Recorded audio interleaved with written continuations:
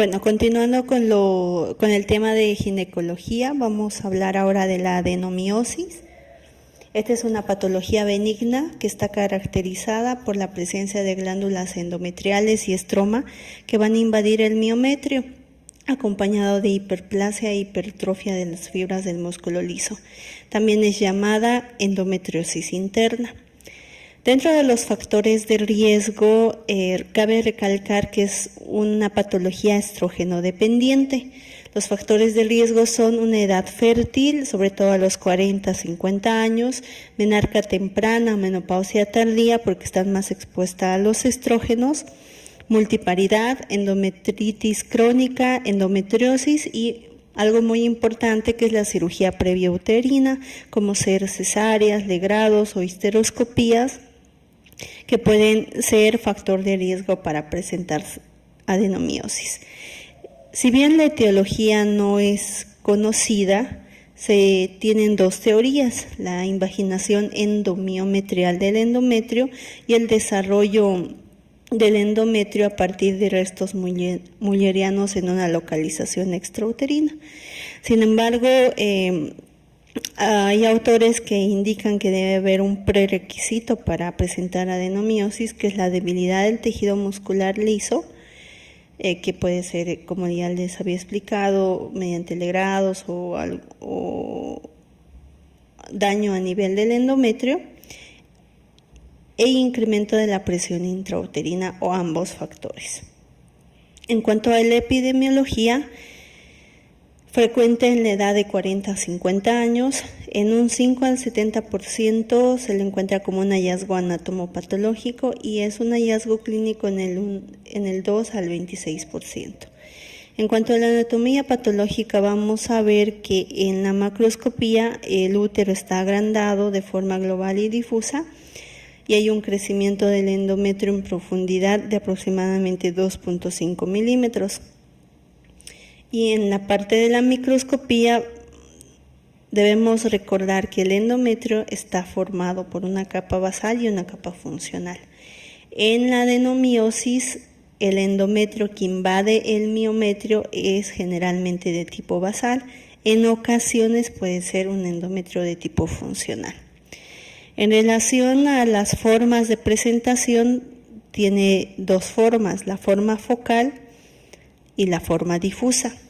La focal, también llamada adenomiosis de Cullen o adenomioma, se caracteriza por presentar focos pequeños endometriales que están mal delimitados, sin cápsula, y se la debe diferenciar del mioma intramural. Y la forma difusa, que es la forma más frecuente, donde el útero está aumentado de tamaño, presenta muchas criptas glandulares pequeñas de 2 a 8 milímetros y que estos van a infiltrar el miometrio y le dan una apariencia paracavitaria. No tiene límites y el lugar que es más frecuente es la pared posterior del útero. En cuanto a la clínica, 35% de las pacientes son asintomáticas. Si bien presenta síntomas, va a depender mucho del número de focos ectópicos y la magnitud de la invasión. Se presenta en 4 formas: la menorragia en un 40 al 50%, la dismenorrea en un 15 al 30%, la metrorragia en un 10 al 12% y la dispareunia en un 10%. La dismenorrea, a pesar de que es la segunda forma clínica en frecuencia, es el síntoma más incapacitante. En cambio, la menorrea es la forma más frecuente de presentación en un 40 a 50%.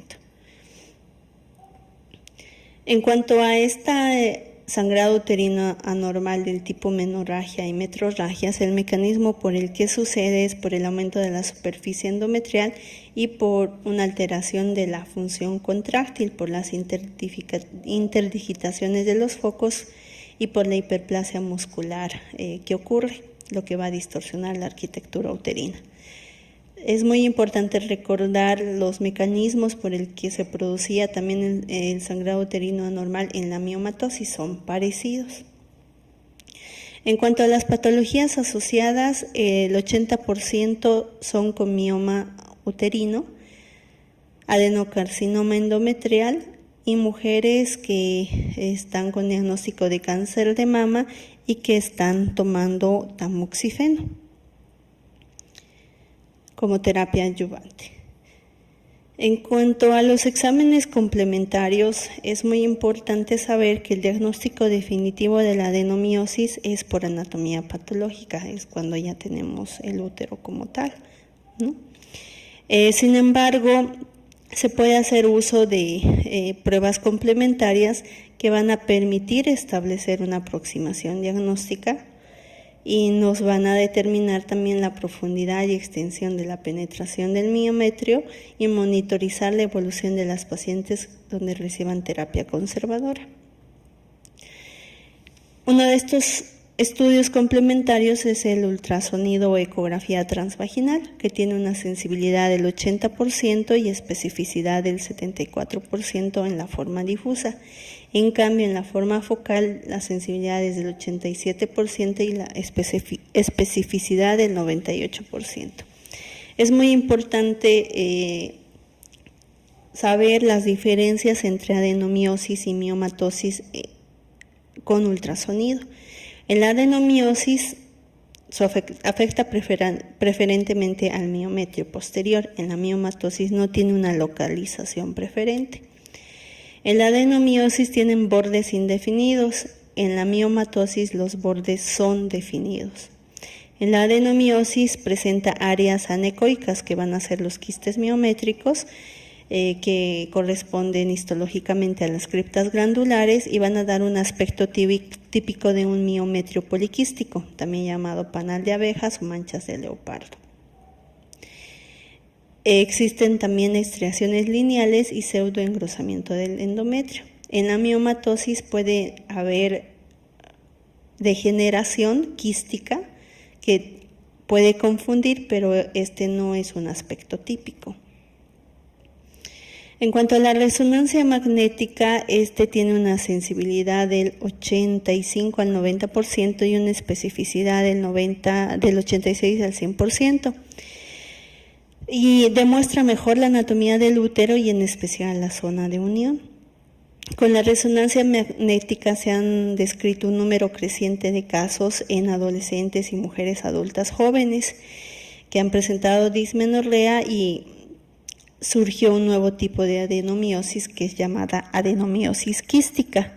Esta se presenta como una estructura quística con un diámetro interno de 10 milímetros y contenido hemorrágico que va a estar rodeado por tejido miometrial.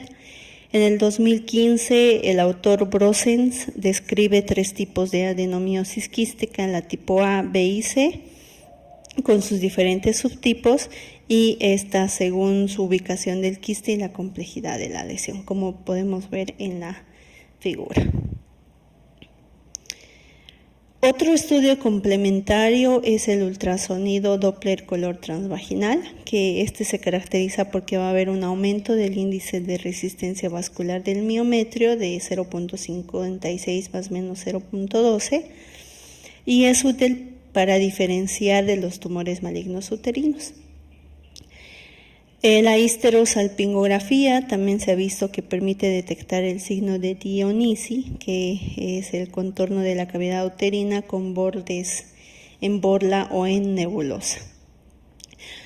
Algunos autores hablan, sobre todo Kitawaki, habla de la biopsia endometrial, donde se puede detectar la presencia de la aromatasa P450.